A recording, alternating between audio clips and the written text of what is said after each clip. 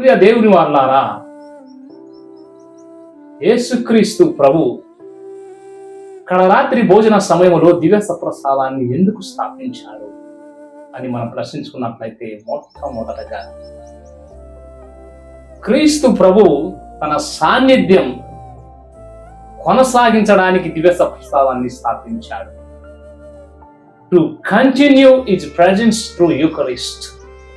కడరాత్రి భోజన సమయంలో యేసుక్రీస్తు ప్రభు రొట్టెని తీసుకొని, ఇదిగో నా శరీరము, మీ కొరకై అప్పగింపబడినటువంటి నా శరీరం, దీన్ని భుజించండి అని, తదనంతరం ద్రాక్ష రసంతో నింపబడినటువంటి పాన పాత్రము తీసుకొని, ఇదిగో మీ కొరకై చిందింపబడినటువంటి నా రక్తము, దీన్ని పానము చేయండి అంటూ దివ్య సప్రసాదాన్ని స్థాపించారు.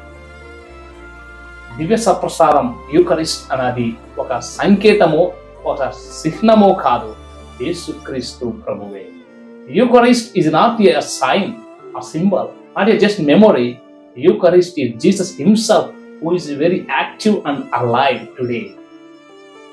దివ్య సప్రసాదం దేవుని అనంత ప్రేమకు ప్రతీక. Eucharist is love made visible. దివ్య సప్రసాదం అనగా దేవుడే తనను తాను పూర్తిగా ఇచ్చుకోవటం. Eucharist is God who gave himself complete and totally. Every time we celebrate Mass, we are not repeating the Last Supper, but we are entering into the same sacrifice of Christ.